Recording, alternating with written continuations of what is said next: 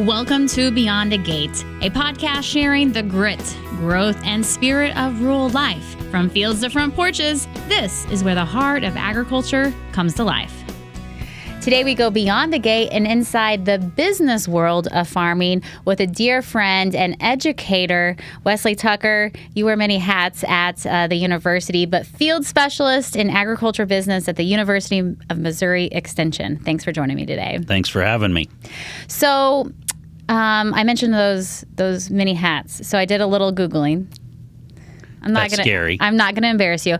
But before I ask you what you do, I'm going to tell you what the university says you do. Okay. So the topics you are able to speak on: agriculture business management, big broad, right? Right. Agriculture law, taxation, boring.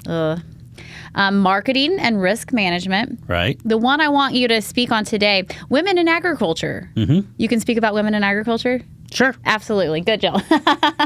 No, we're not going to talk about that. But, you go to a profile on the university's page, and I was like, none of those are actually why I invited you in today. But before we go to that, what do you do for MU Extension? So I've been with the university 24 years now, and I was hired as, they used to call us farm management specialists back then. Now they call us ag business specialists. But so I do a broad range of things that producers can utilize, such as livestock marketing. Right now the livestock markets have been up, they've been down, they've been all over the place. So livestock marketing, you mentioned taxes. I help teach tax classes for tax preparers as well as farmers to help them figure out how to use the tax code to their best benefit. Yeah, taxes can be boring, but if you use it for your benefit, there can be good things. Also, personality assessments, human resources. I do quite a bit of stuff in farm labor today.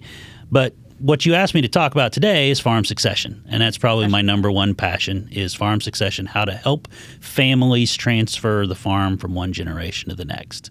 I discovered a long time ago, I think the greatest risk to families is not commodity prices. I don't think it's government regulation. I think it's, will the kids get along after you're gone?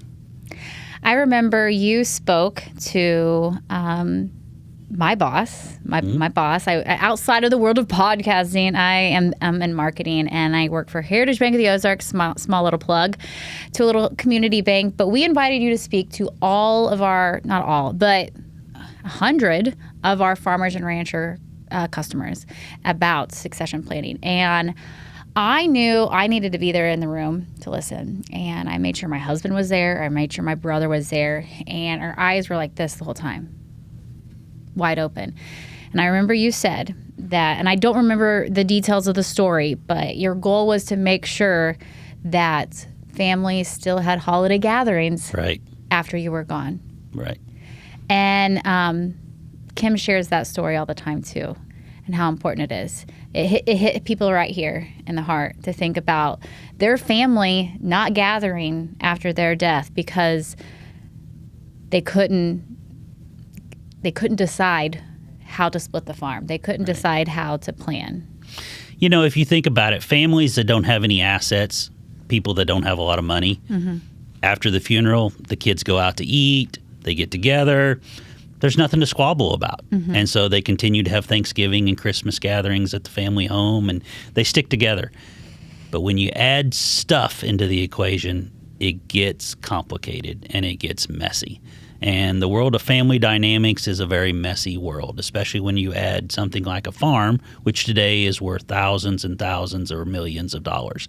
And so it does get complicated. And that's one of the things that I think is so important, is that people take this seriously and do something about it while they're here. And as you said, so that the kids don't have to work it out after they're gone. So where do you start? Yeah. Communication, right? So you communicate early and you communicate often. And starting that conversation is very difficult, whether you're the next generation or whether you're mom and dad. No one wants to talk about mortality, right? No one wants to talk about dying. But unfortunately, none of us are getting out of this alive. We're all going to die at some point. And so making that preparation for that the next generation will have a chance to continue the farm is extremely important. And often we have different expectations between the farming kids and the off-farm kids that have moved away and went on to other careers and things like that. And so it's really important to start opening the lines of communication and talking about that stuff and making a plan so that the next generation has a chance to be successful. Do you typically see that, I'll call my generation the kids, okay? And because personally, my parents, do you see the kids bringing it up to the parents more, or do you see the parents, grandparents bringing it up to that next generation more? Very seldom. I don't know. I don't know if, I guess when you think about how often, but often it's the kids wanting to bring it up because they want to know what their future is. For dad or mom or grandpa or grandma to talk about dying is something that it's just not natural to want to come up and talk about that. And I think we are getting better at it. There was a time when people said, you'll find out what's in the will or the trust after I'm gone, right? And they just didn't discuss it. And there's still a lot of people that use that strategy today, but I think we're getting a few less of them because they're realizing, wait, if I want to help my kids, I've got to take this seriously now. And I always say, if you're someone that's going to tell me, my kids get along pretty good, I think they'll work it out, my advice is go get the for sale sign now, because that's probably what's going to happen to a significant chunk of the farm. Okay, I want to talk about on-farm and off-farm kids. And I don't know if that's now the best time, but I think that's some terminology that we could define right now. Right. You've got kid A and kid B. On the farm, never came back after college or after school. What do you do? So the problem is land values, right? I mean, as land gets more valuable, more expensive, depending on if you're selling it or buying it, right? As you look at that today, if I walked into the bank or you walk into the bank tomorrow and say, my parents passed away, I'm one of 3 or 4 kids, Mr. Banker, can you give me the loan to buy out my siblings? Unfortunately, the answer often is going to be no, because it won't cash flow, right? The value of the land has surpassed its ability to pay for itself by farming it. Doesn't mean farmland's not a good investment. It's a tremendous investment because it goes up in value every year, but it doesn't pay for itself. So there's a difference between cash flow and wealth accumulation, right? There's a difference between how much cash it'll generate to be able to pay for itself and the wealth that it accumulates by owning it. And so that's one of the things. One of the areas that really changed my perspective on this was in 2012. You mentioned women in ag. I happened to be at a women in ag educators conference, and I saw an instructor put up a slide where he said, "Is your goal just passing the land to your kids and letting them do whatever they want to with it? Split it up, sell it, do whatever they want to with it? Or is your goal actually seeing the family business continue? And if you want one of your kids farming your land 5 years after you're gone, 10 years after you're gone, then you're going to have to look at this a little bit differently. And one of the things you're going to have to consider is the whole inheritance, fair versus equal, all of that type stuff that brings up a lot of really difficult conversations." Let's transitioning to that kid who is to take over the farm business, the farm. When should you start having that conversation? We said communicate, but how do you prepare them for that? And what are some take-home messages you can jot down right now, to prepare, whether you're that kid or you're that parent hoping to prepare that kid? So I get a chance to talk to a lot of beginning farmer conferences, young producer meetings across the country. And one of the things that I always ask every one of those groups is, do you know whose future you're building? Do you know the work that you are doing as part of the farm operation is building your future and your kids' future, or is there a chance you're building someone else's future, right? Because there's lots of things that can go wrong. And if you're operating on promises like this will all be yours someday, those promises aren't worth anything, right? You need to know that you're building your future. And so let's dive off just a second for the difference between estate planning and succession planning, right? Ooh, They're very, okay. very different. They're very different. And so I like to describe it like everyone can imagine a bucket. So you got a feed bucket, you know, or a bucket of hydraulic fluid or something like, you know, you got a bucket. So you put all your assets in that bucket. You put your land, your livestock, your machinery, your planters, your combine, everything, your cash, everything you own in your bucket. Estate planning relies on the event of your death. You hold everything in your bucket until the day you die, and then your bucket dumps upside down and spills out on your heirs. That is the event that triggers the estate plan to go into action.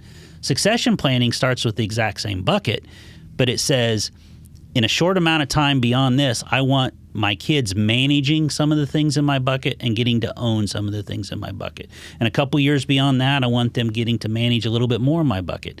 And succession planning is actually a process, not an event.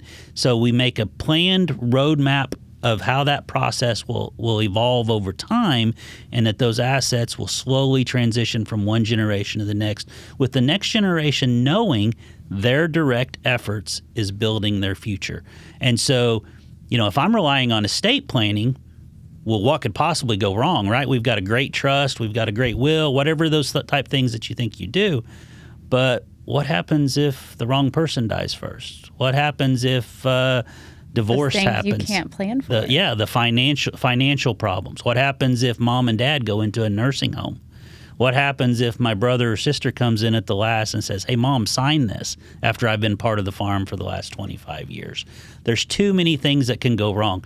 A lot of us have carried a bucket of water to a sick cow or something like that. How full do you fill that bucket? Do you fill it all the way up to the rim with water and try to carry it?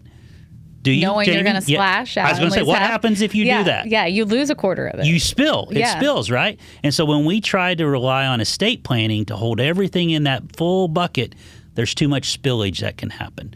What you probably heard in that workshop, I talked about one of the greatest risk for women for their children getting the farm is, unfortunately, if they die first. Mm-hmm. Because who normally dies first? The man or the woman in a marriage? Who normally dies first? The man. The man, because we don't take care of ourselves, yes. right? So we typically go first.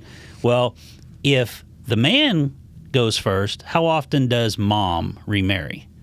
Not very often, she right? She can take care of herself. She can take care of herself. That's exactly right. But if if the mom happens to die first, what's dad going to do? He needs someone to make his dinner. He has to have someone take care of himself. That's exactly right. So he will be remarried usually, often within a year, definitely within 2 years. And so I'm your son or daughter. I've been a part of the farm for the last 30 years. And boy, we got an estate plan that says I get the farm. But what happens if dad remarries? Those things can all get changed. And so I'm very blunt to the young producers. You need to have that definite roadmap for how you are building your future. And I've seen that roadmap. I see it in my brain right now because I've listened to you speak before. But let's go through those steps, because an estate plan is a will, a trust. They're legally bound. They're part of it. They're part of it. But how do you make that roadmap hold up in court?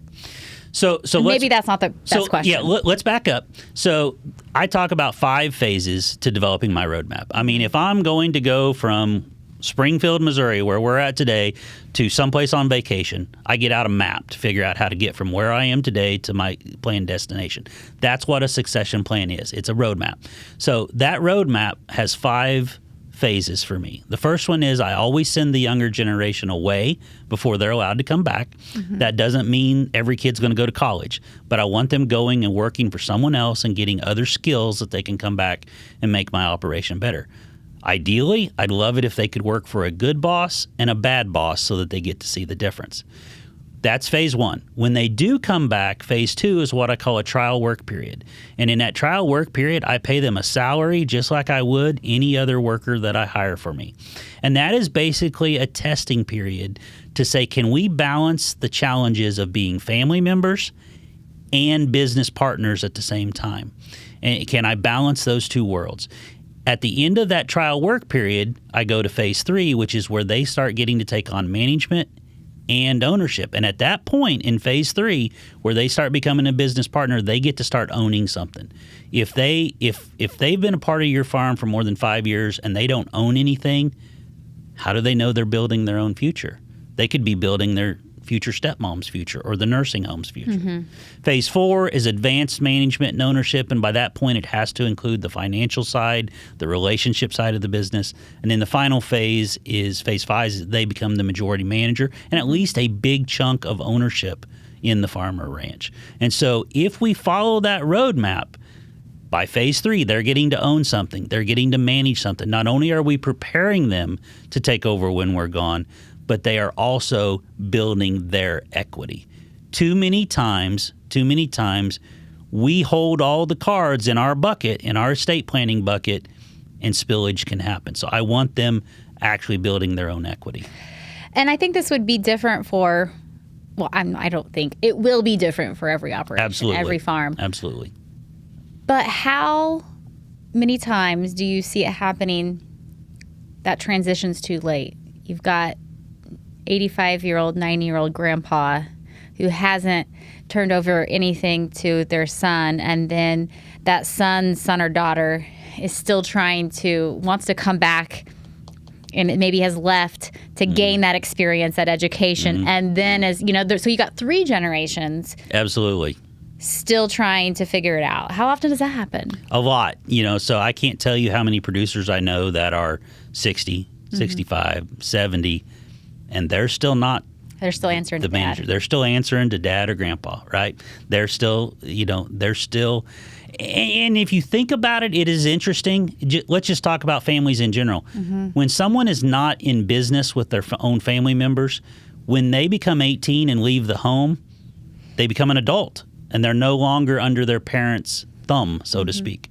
But when you grow up working in the family business, it's extremely hard to ever step out of that role of subordinate son or daughter. How do you become an equal business partner? That's really difficult. So often, as you said, we get a generation that's ready to retire and they've never taken over, and so we have generation skipping. When I remember meetings, and I'm skipping around because things are jogging my memory, and it resonates because it hits home.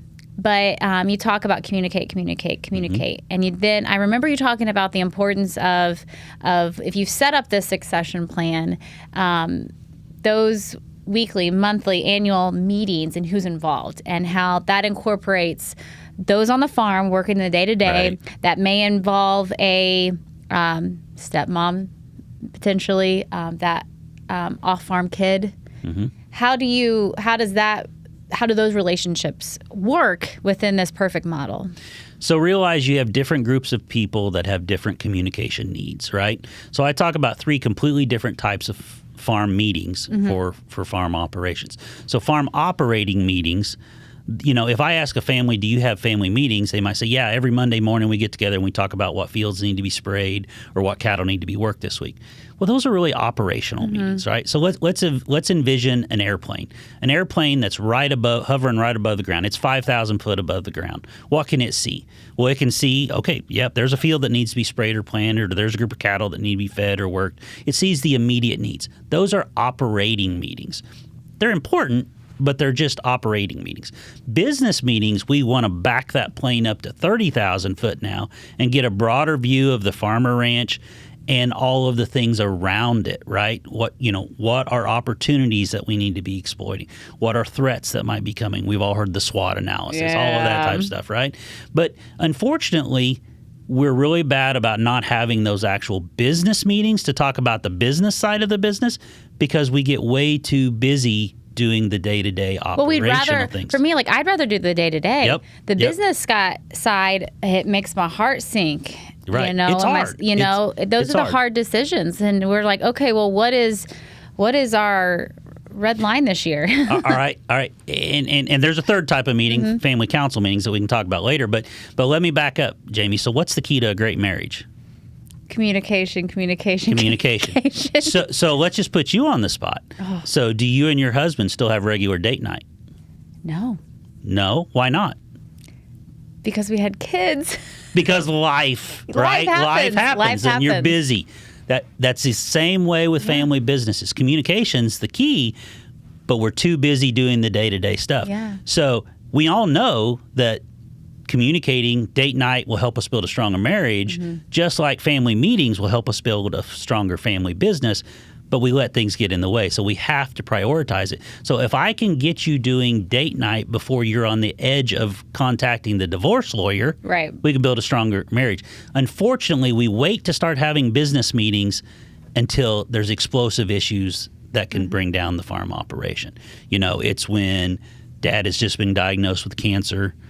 The farm next door is available for sale. Do we actually try to buy it or not? Or if I see my brother one more time, I'm going to get the deer rifle and kill him. You know, it's when explosive issues are on foot. But if we can start having regular family meetings, just like date night, when there's not serious crisis mode attacking us, then we can build a stronger family business.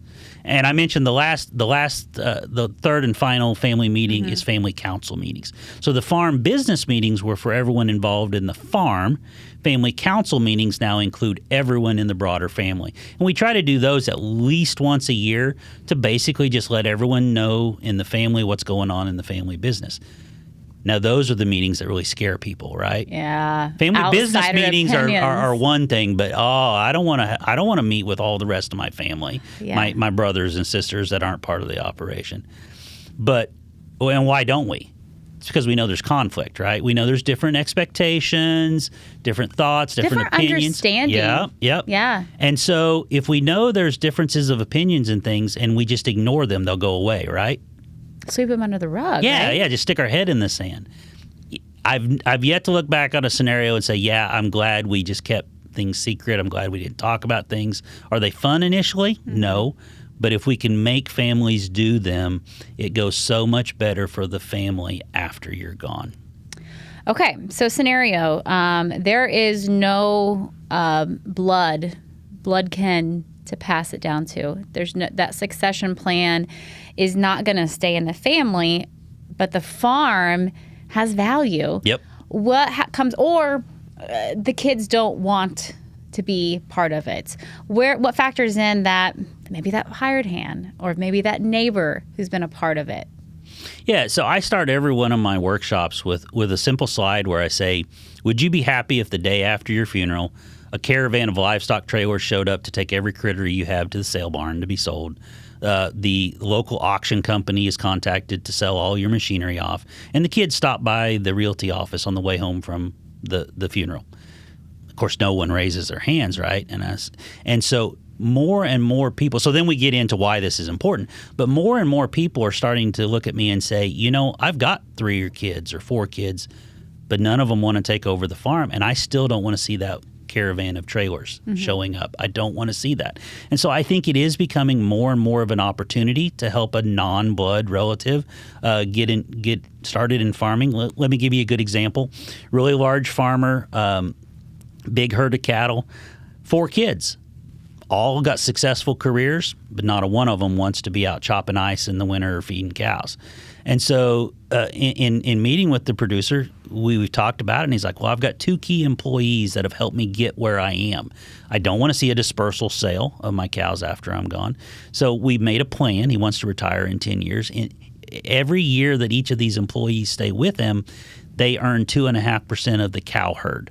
And so in 10 years, each employee will own 25% of the cow herd. They can go to the bank and borrow the money to buy the other remaining 50%. He did choose to leave the land to the 4 kids, but doing so with a 25-year lease to the 2 employees to give them a chance. And so I think that is the next step in succession planning, is figuring out how to help those producers that don't have a child that wants to come back and take over. And I think it not only helps the young producer. If you were to give your kids $5 million cash the day you died, which unfortunately today it doesn't take a real big farm that if you sell it can turn into millions of dollars in cash. If you leave your children several million in cash, will their life be better or worse in 5 years? Now, I'd like to hope it'll be better, But there are some advantages, too, to leaving your children a long-term assets that's going to continue to build wealth, and that they get some rental income off of it each year while also helping a young producer. So it's a business, right? Whether it is a business, whether it's like a retail store or a farm store, something like that, or a farm, LLC, incorporated, turning that farm into some organization on the business side is important. How do you educate families on that? Because I'll tell you, my situation is, my dad was diagnosed with cancer at a young age and fought it for 10 years. But it wasn't until the last year or so that we're like, oh, maybe all this shouldn't just be in mom and dad's name. Maybe we should have an LLC, to turn this into a legitimate business. That's a conversation. But also, how do you know which one is best? Well, there's lots of tools in the toolbox, and when you think about different entity structures and stuff like that, there's lots of different ways that you can go, and each one of the different types of entity structures has advantages and disadvantages from a tax perspective, from being able to transition, the assets from one person to the next, and that's where I often say you need a good professional team that includes and a good estate planning attorney that understands, agriculture. You don't want someone that does traffic tickets on Monday and divorces on Wednesday and then dabbles in estate planning. You want someone that really understands estate planning. You also need a good tax professional, because everything that we're talking about has income tax consequences. And then you also need a good financial planner, because what I've seen through my work is that families that diversify a little bit of their money and have some other liquid assets to be able to give to those off-farm kids makes this process a lot easier. So you need each of those professionals to be able to help advise you in your situation, because as you said, there is no one size fits all. Well, I feel very prepared for this, because my next question was about that team. Yep. So I bring up a CPA, which would be the tax professional. The banker, which would be that financial planner, that attorney, that specialist. But then I include you in that team, and I know you're one person.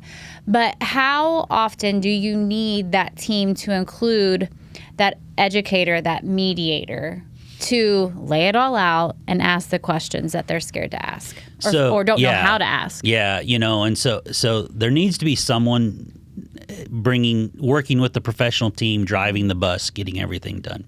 Often that can be a family member. Maybe it's the younger generation, maybe it's mom or dad, but someone needs to be driving that bus and working with all the professionals.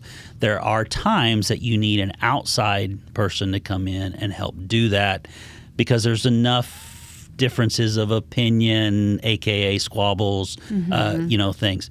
And honestly, I have no data to back this up. But what I normally say is that 80 to 85% of families can do this on their own, working with their professionals. 10 to 15% of people need an outside facilitator to help run this and keep things going. And then there's 5 to 10% of people that no one's going to be able to help because they just don't want to get along with one another. And that's the unfortunate thing. But there is, if there's enough dysfunction within a family, there is some advantages to having that outside succession planning coordinator, is what they call it. What do you do if I will keep using myself as an example? 3 siblings, we all live next to each other, we all get along. 2 on the farm, 1 off. What if the dad is what if the parent is just is scared to death, and it's too hard? And it didn't. Those conversations earlier on fell on deaf ears. What do you do, and how much do you push? How does this generation push enough to get those answers and get something done? What help can you provide that to kind of get that pot moving? Well, and it depends what you're talking about. It depends on if you're just talking about trying to get something set up legally, or if you're actually trying to make sure if you're the farming heir that you make sure that your equity is being built, as I said earlier. Again, as I said, what I routinely see is son or daughter comes back to the farm, spends decades investing their time and effort into it, and they're not given any value for sweat equity, right? And so we haven't mentioned sweat equity yet, but let me give you an example. Producer calls me, says, I stayed local, all my brothers and sisters left. I've never taken a dime from the farm, but I helped mom and dad nights and weekends for the last 25 years, right? Yeah. I've helped dad buy some additional land. I've helped him buy a new combine, all of this stuff. He said, I just learned that mom and dad went to the attorney and the trust says everything's split 5 ways.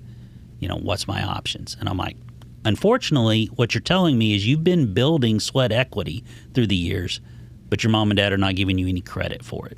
And so that goes back to those conversations I have with those young producers. You can't come back unless there's some roadmap, some guarantee for how you're going to be compensated for your sweat equity. That's why I like that phase 3. Let them start buying into the operation, soon getting to own something. Don't wait until the funeral to reward them for what they do through the years. So sweat equity is one part of that conversation that we have to have. But, if mom and dad just absolutely will not have the conversation, if I'm the farming heir, and what I tell those young producers is if you are stuck in phase 2, you don't own anything, you have to go home and have it out with them. And if they will not have the discussion at some point, I'm sorry, you have to leave and go elsewhere. Because I don't want that same person coming back to me 25 years later and saying, man, I wish I'd listened to you because now the nursing home's getting the farm or my stepmom's getting the farm and I've got nothing to show for the last 25 years worth of effort. I'm thinking of all the conflicts. Is there any of the conflicts we've not, or scenarios we've not covered that would be fairly common? Oh, I don't know. There's always conflict, right? Families are messy. Families are just messy. So when you think of those conflicts and facing that transfer, because it happens at different stages in every operation, if listeners today can take away one thing, 2 things surrounding those conflicts, what would that be? Well, to deal with it now. To not sit on it and wait on it is one of the big things. One of the things I'm really big on is I don't want any decisions to be left to be made after the funeral.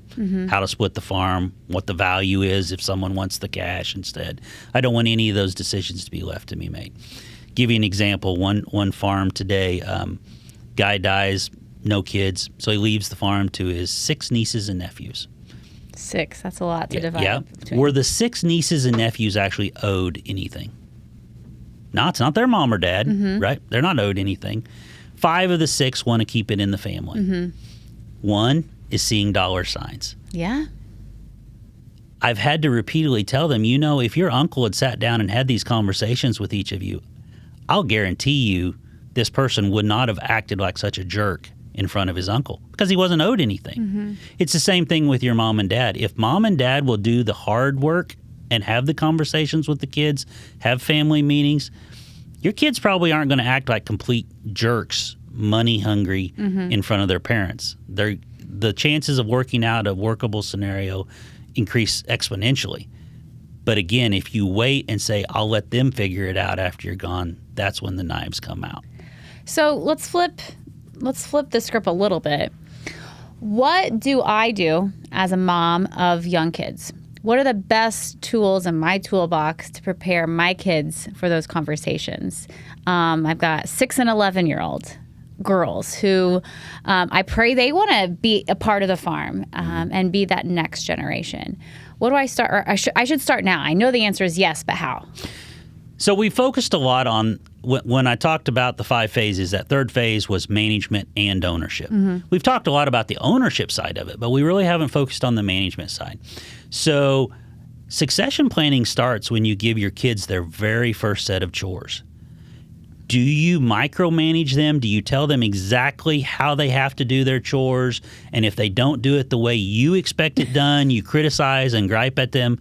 Or do you prepare your kids to be problem solvers and to figure out how to do things better. Now, again, kids young, this is all relative, right? But you want to prepare them to do it without you when you're gone. And so do you give them chores and tell them what you expect them to accomplish? Give them a little bit of guidance, but set them loose to figure out how to do it on their own and figure out how to be problem solvers. And that's why that phase 3, they start taking on some management responsibilities. And it's small at first, right? But you put them in charge of one of the rental farms, or you put them in charge of one set of calves to feed. One of the best examples, one of my larger cattle feeders tells the story about, he said he just graduated the 8th grade and was going to be a freshman in high school that fall. And his dad came to him one morning and said, hey, son, you see that empty pen over there? I want you to go to the sale barn this week, and I want you to buy some calves, and I want you to feed them this summer. And he said, I'm not going to tell you what to do. I'm not going to tell you what to feed. I'm not going to tell you when to sell them. That's your pen to manage. And I will answer any questions if you want to ask me, but I'm not going to tell you what to do. And he says, he said that first summer or two, I didn't do very well. I made a lot of mistakes, but my dad let me make them. He let me learn. I am convinced we often treat our kids like hired hands, not business successors. And you ask about other conflicts, I would say that's probably the other big conflict we haven't addressed is the power struggles. Who's the boss? Who's calling the shots? I already mentioned, when you grow up in the family business, it's really hard for dad to ever see you as equal and not son or daughter. Well, that phase 3, you start getting to take on some of those management responsibilities. Why is it so hard for dad or grandpa to give up control to the younger generation, start letting them make decisions? Because they're men. No, well, I'm joking. No, there's they might screw it up. They might do it differently. I didn't get to take over till I was 65 years old. There's all of those things. But you are a little bit right. There's a difference between men and women often. And it's much harder for men to give up control. And what I've found is, there's some generational things, there's some generational type differences. But for men, it's their identity. If I'm not a farmer, what am I? And so giving up that control is almost like giving up their identity. How does the average person that works a job in town look at retirement? It's something they look forward to. Yeah, they're counting down the days. The day I get to celebrate retirement. Farmers never retire. Because they're afraid of it. They're afraid of it because what am I if I'm not a farmer? And so that's one of the biggest challenges of what I do is helping the older generation realize the most important role they will ever have is not the CEO of the farm or ranch, but it's the advisor or mentor to the next generation, and letting them take on more and more responsibility through phase 3 and phase 4 and phase 5, but while you're there to support them and help them. Where I see the biggest train wrecks are where farmers don't ever let the younger generation see the checkbook, or they don't ever let them have responsibility for decisions. They let them make production decisions, like when to move the cows or when to start cutting beans, but they don't ever let them have true management responsibilities in the financial side. To see the risk. Those are the ones that crash and burn after mom and dad are gone. And it's really not the kid's fault. It's the older generation's fault because they never prepared them and they never gave them a chance to learn. As we wrap up, I think there's another topic that I know that you and I could talk hours on, and that's personalities. My mom was a high school counselor, and she introduced True Colors to me in junior high. And so you name that personality assessment, I probably have taken it. Yep. But you do coaching in this also, and educating. How does personalities and True Colors, green, blue, gold, orange. How do they come into play on the farm? And because you understand that, as that mediator, as that educator, are you kind of psychoanalyzing the people? Yeah. You're right. There's a ton of them. Enneagram, True Colors, DISC. There's all the different Myers-Briggs. There's all the different tests out there. But what they highlight is the way that you do things differently than someone else. But they also help you learn how to adjust your personality to communicate better with someone else. And so that's one of the first things you do when you go walk into a family that's got conflict. You sit down and do a fun personality test with them, and they can see, oh, that's why my uncle is that way or whatever, And it's not a good or bad. I often, whenever I'm doing HR classes, I tell them go down to the Dollar Tree and buy 4 sets of cheap sunglasses that are 4 different colors. And when you're dealing with someone that's a bright orange and you're a strong green, try to look through your orange sets of lenses, because there's not good or bad personalities. It's just different lenses that we look through. And we need them all to be successful. Absolutely. And so it just helps us realize how I need to adjust my communication styles for those that are different than me. And so absolutely. That's something that you do with families that are in conflict. And it's a fun exercise. It can be a fun family meeting just to break the ice sometimes. Well, you said the one takeaway was act now. Don't wait. Absolutely. Have you ever been on a large plane that had to land on a short runway? A big plane that had to land on a shorter runway than it really needed. That's a rough landing, right? Scary. It's scary. It's scary and it's dangerous. You can get thumped against the person next to you. You can get thumped against the chair or the seatbelt. People can get hurt. And if the pilot is not really, really good, that plane can go off the end of the runway and crash and burn. Succession planning is very much like a runway. The sooner you start having those discussions, the longer the runway you got and the smoother the landing can be. But if you wait until, as you said, Dad's just been diagnosed with cancer and we got 6 months to get this done, or heaven forbid, the funeral was yesterday, that's a very short runway. Some family members are going to get hurt in the process. And as you started out this, you may never have another Christmas party, family Christmas party for your household. And if you're not really, really good and have a little bit of luck along the way, you may not get stopped before the end of the runway, and you could end up with a for sale sign on your farm or ranch. Well, I think I hit the nail on the head when I was prepping the team today about what you're going to talk about. I was like, he's just here to scare the crap out of all of us. Because it doesn't matter if you what you come from. Everybody has assets and everybody wants a plan for the future. And we all have to act now. 2 questions that I have had fun asking all my guests so far. Okay. Nothing pertaining to anything we've talked about today. Okay. What would you tell your 18-year-old self? After living the life you've lived and working for Extension for 24 years, I believe you said, what would you tell that 18-year-old Wesley? Wow, that's an interesting one. You see, you should have prepared me. No. You're wanting to ambush me. That is my goal, is to ambush. Take lots of experiences and see different things, I think we live in one of the best parts of the country, but I wish I'd have traveled a little bit more and seen a little bit more of other things. And, because once you settle down and have kids, you're going to stay right here probably for the rest of your life. That's true. And one more. Did you ever have a plan B? Was an educator always your career goal?